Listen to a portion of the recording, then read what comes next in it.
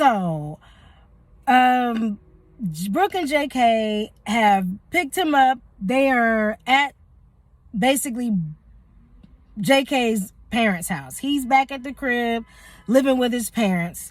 We get a good little update on, how good his stepfather was, how much of a support he was for him, which is good, and that's positive.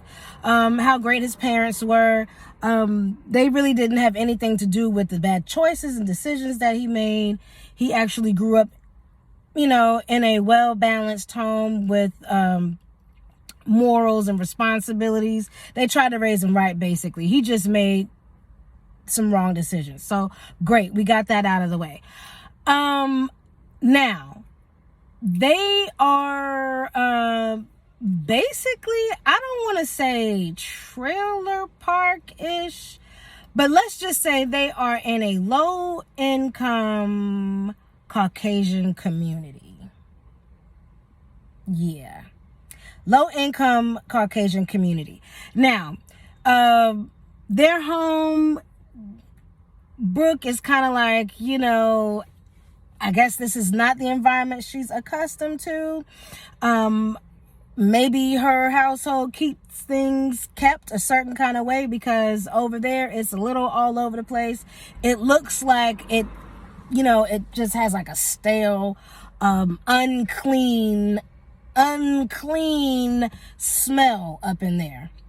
So at first, JK is like, okay, well, this is where we're going to be. I'm trying to figure out, is Brook supposed to be living with JK?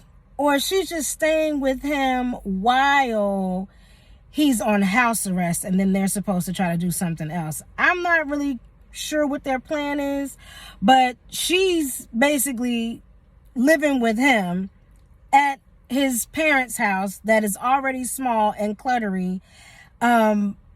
They were going to sleep on the couch, but I'm assuming there's a family friend that is sickly or ill, or something is wrong with her, because she has taken up occupancy in either whether it's his old room or a guest room. But she has been willing to give up her personal space, give up her room, so that way Brook and JK can have a nice night together as a couple. Have some privacy, if you will. Now, this room looks like a nursing room. I don't know if you've ever taken care of ill people before, or if you've ever been to a nursing home. I don't care how much you are spending every month. I don't care what kind of nursing home you're going to.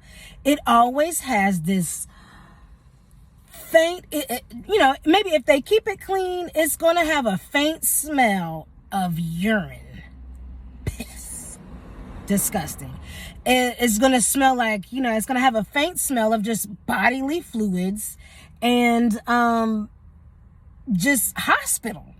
It's just, that's the room that they got put in, because it had, a twin size nursing bed with the rails on it, like they're sleeping in the hospital or nursing home, but the nursing home beds probably look a little bit more comfortable than that.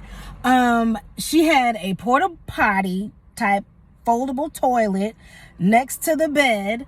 Who knows if there was still something in it? I'm gonna assume, out of the good graces of that woman's heart and decency, that she cleaned up some of that stuff in there before she said, y'all can take my room.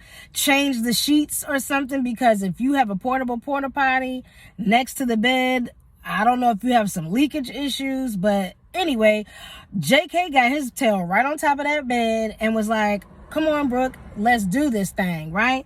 And Brook naturally is like, I am not about to, get on this nursing room bed and do nothing with you, because it's quite nasty in here. Then on top of that, we in your mama's house. Now, I give her a little bit because she tried to show a little bit of respect for herself, because any young lady is not going to do that.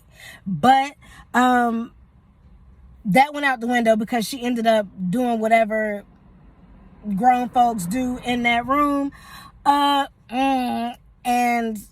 I guess it was great, and they enjoyed it, and that makes that. So that is their journey where they're starting off at.